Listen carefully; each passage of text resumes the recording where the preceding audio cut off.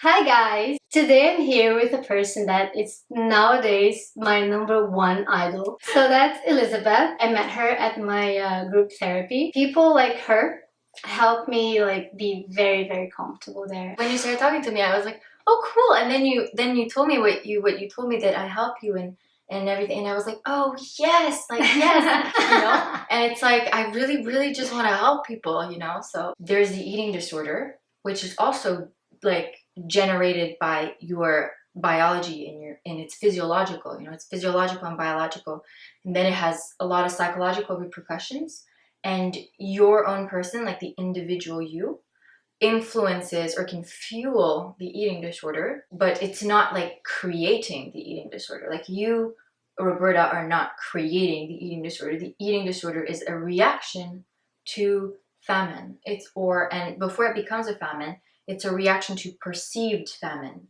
It's like when you enter energy deficit being when you burn more than you consume. A lot of things happen on a biological level, on a neurological level, and on a physiological level that kind of mess you up, like really mess you up.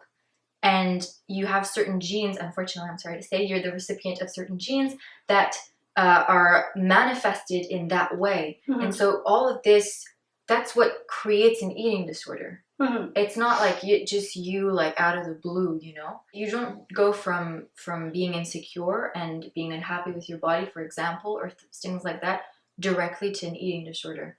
There's something that needs to happen in between, and that is not eating. What happens is that you're trapped inside an eating disorder, and yet at the same time, your body's not stupid, and it realizes that it needs a load of food, you know what I mean? And that's why you always have mental hunger. Mm-hmm. Like the thinking about food a lot, mm-hmm. and the, like thinking about ways to have food without having food. Yes. That if that mm-hmm. makes sense. I know that I had that, It's complex and it's messed up, but it's not complicated per se, Mm-hmm. Not only eating disorders, but like all other mental illnesses, it's so hard to explain. It's really important for people to understand that it's not a choice. It's really not a choice. Who would choose to do that? Really? Yeah. The thing is that you can be like the most determined person in the world. Like I remember when I started recovery, I was like so motivated. I was like, I'm gonna recover, blah blah blah blah blah. Like I'm gonna like beat this thing and everything. And I was like super like positive and everything. Because the thing is that you can talk a lot about it, and you can like really psych yourself up for it, and you can like quote unquote work on yourself, whatever that means. It's like work on your issues, or like you try to like calm yourself down, or like you have like these like peaceful like hippie mantras in your head, like and it's great, but you actually need to go ahead and eat. And it's not because you don't want to or you don't have enough willpower that you don't. It's just because that's your response, right? Mm-hmm. That's just your natural response. You go ahead and with all the good intention in the world, and you're like, I'm going to eat, and I'm like, today's going to be like different in recovery, like I'm going to eat, and I'm gonna like, I'm not gonna like go for like a 40-minute power walk after, or whatever it is that your OCD things are, whatever they are, and then you don't, and then you just can't, like you go ahead and you can't. Like the first time I had breakfast, it was like I had to like hold myself to the counter. I was like, I'm gonna have breakfast. Oh my god! It was like like a giant stress ball, anxiety, panic attack, crying, just like shaking. And I was like, I can't. And it's not a question of like I don't want to. I obviously want to, and I want to get better, but it was like, I can't have breakfast. And the thing is that it's literally like running away, right? Mm-hmm. I was like, I ran to my room. I literally ran to my room. Mm-hmm. I was like psyching myself up. And then I was like really like picturing myself, like I was visualizing myself like eat it. And that was causing me anxiety. And it was causing me to panic, and it was causing me to freak out, and then I wouldn't do it. Like I would literally run away. I read somewhere that if you're afraid of something, there's like a 3-second rule. You go like 1, 2, 3, and then you dive in. Like it's literally like bungee jumping. Mm-hmm. And when you have an eating disorder, and you're terrified of food, eating food is literally like bungee jumping. It's like someone's like, oh, it's just blueberries. I'm like, this is jumping off a cliff. I remember really not wanting, I was like super paranoid I didn't want other people to see me eat Mm-hmm. the little amounts that I was having. I was like so terrified that, like, for example, I would be in front of someone who, you know, like, there's a lot of diet mentality going on, and like diet culture is like, you know, it's always a thing, but like it's different from an eating disorder. I remember I had a friend who was like like, she was always talking about how she was too big, and she wasn't too big at all. She didn't have a lot of confidence, and she didn't like her body because, you know, like, she aspired to be like Victoria's Secret models, or, you know, like, this Which is typical not the fucked up- reality. which is not the reality, and just fucked up society, you know. And she felt like she would eat all right, and she didn't have an eating disorder, but I wouldn't want her to see what I was eating, because I would tell her, no, you eat whatever you want, you eat whenever you want, whatever feels right, you know, you like, don't think about it too much, don't obsess about it. But in the meantime, I had an eating disorder. It's so easy to help other people, Yeah. and it's not impossible, but like, it's very, very hard to apply what we tell other people to ourselves. When my mom and my dad come from Brazil, for example, I have no trouble eating because I want them to be happy. In my case, eating with friends was like, I felt horrible either way. Like, eating alone, eating with friends, just like the anxiety shit show, like usual. Yeah. When I was in denial, right? When I had like severe anosognosia, like just not being able to, like, my brain just like shielding me from my own reality because it's like shock. But it was especially when I was in denial that I could eat in front of people to prove that I was okay. Because you are actually not hungry. Yeah. And in my case, Yeah. I felt really nauseous actually when I saw all of that food in front of me. I was just like, I don't want any of that. What breaks my heart about that is that so many people, they seek help and they get help, and the help is as good as it can be. I noticed a pattern, not just, you know, necessarily at the Center for Eating Disorders, but how the recovery process, or treatment rather, is set up, is that it sets people up to learn how to better live with their eating disorder. Yeah, I know. We gotta like teach other people how to live with it. Yes. And then you're just keeping each other sick. I see people like me who are really trying to get better, even though we have this fear of letting go. I just want to get rid of it. Yeah, because there's a lot of like saying that you want to get better, and then when it comes down to it, not wanting to let go. It's like people want to get better without letting go of their eating disorder. Yes.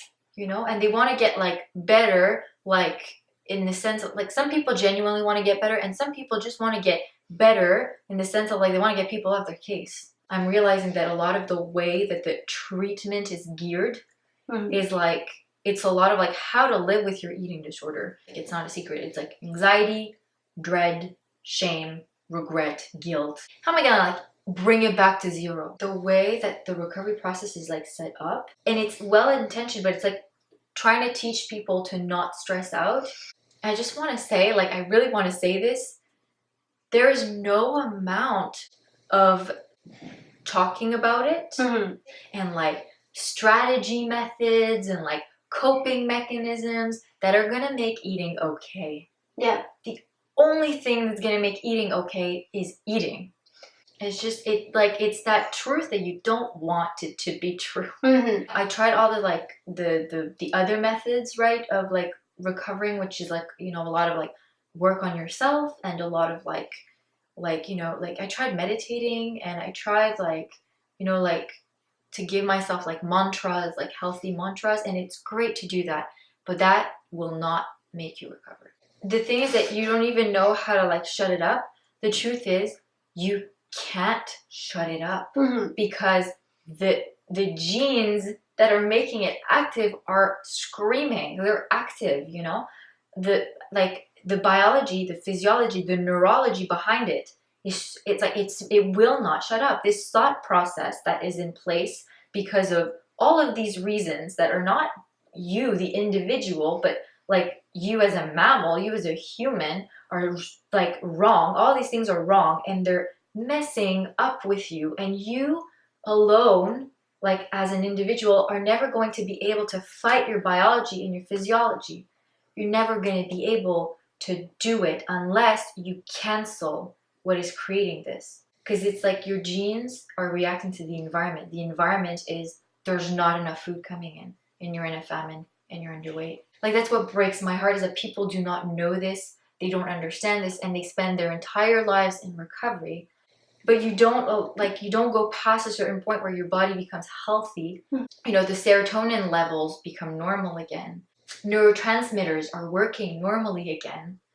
The genes that are causing this are dormant again. For this to happen, you need to eat like a ton of food to pull yourself out of the famine. That means, like, what I did not want to do and what nobody wants to do. Why would you want to do that to get recovered? You know, I mean, it means having to live the anxiety. You know, the eating disorder voice isn't. It's a thought process, and it's a thought process put in place and being maintained by this environmental trigger. That environmental trigger being like critical energy deficit, either perceived famine or actual famine. But you see, now I don't experience any anxiety because like my those genes are not active. Neurologically speaking, there's nothing there that's causing the eating disorder. Chemically speaking, my levels of serotonin, dopamine, and everything are like they're normal. It is disturbing because it means basically what this means is that you need to feel all of that. You need to put yourself through it, like voluntarily. I cannot stress this enough. No amount of challenging yourself. I know that this is like a big thing, and challenges are something to be very proud of, but there's no amount of challenging yourself that are going to make a difference, because it's not exposure-based phobia.